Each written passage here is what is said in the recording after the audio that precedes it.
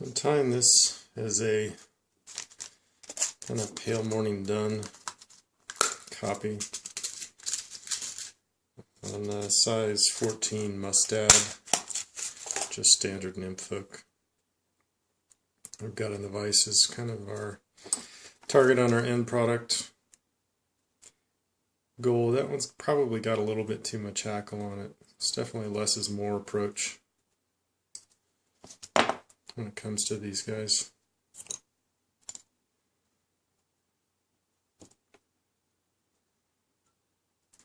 Pretty simple. You can tie a dozen of these in definitely in a half an hour. Very effective. Just going to do a partridge hackle.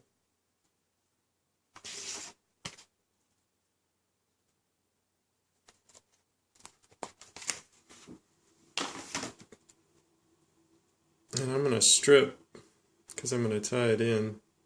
I'm actually going to strip, I'm going to tie it in first. I'm going to strip a little bit of the far side.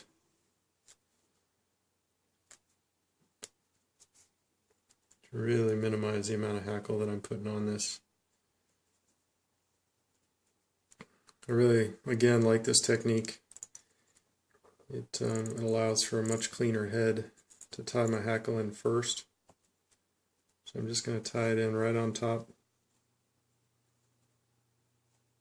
A couple of wraps, and then I'm going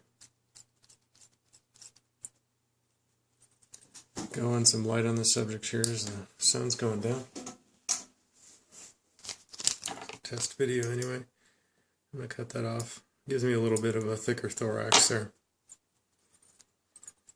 And just tidy it up a little bit.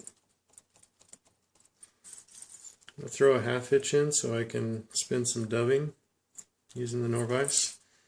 Put that over on the thread post. You don't have to wax the thread, but it helps a little bit.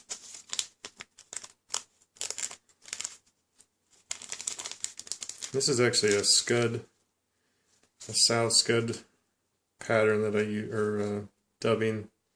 It's UV. It's kind of a, it's also what I use in a Rainbow Warrior, but it was kind of the thing that I had that was a little bit pale. So basically I'm just going to touch that onto the thread.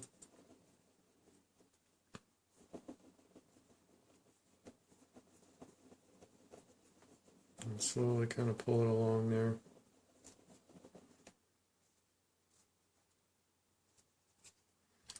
Then I'm just going to come up and spin it.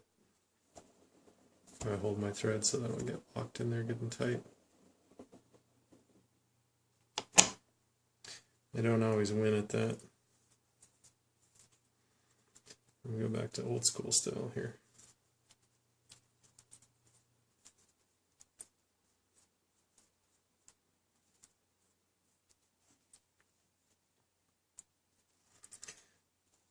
So it's really nothing fancy. I'm going to go back to basically the tip of the hook and dub forward.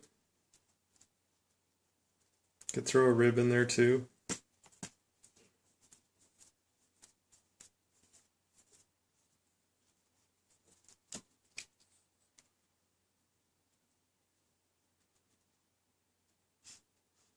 we're just kind of looking for that tapered cigar-shaped body.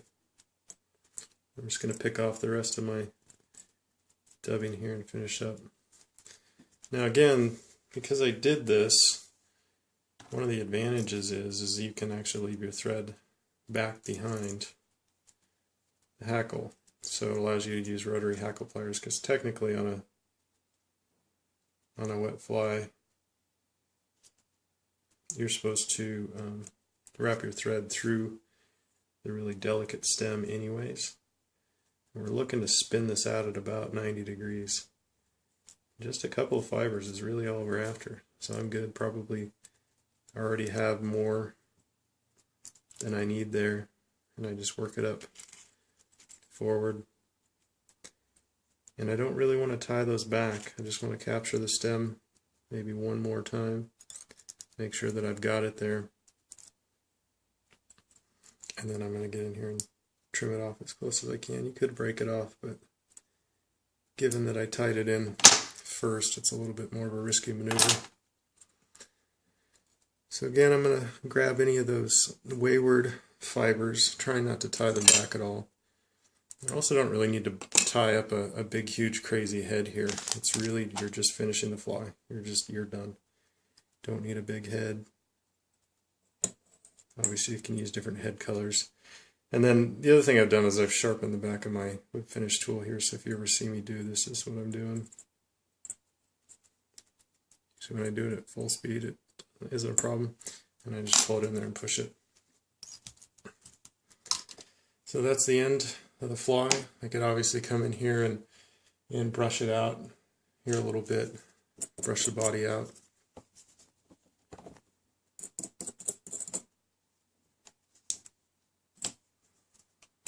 And that's going to have a lot of action on the water, because if we fold those hackle fibers back, then they're just going to be pinned against the body. We really want those to move and breathe with the body.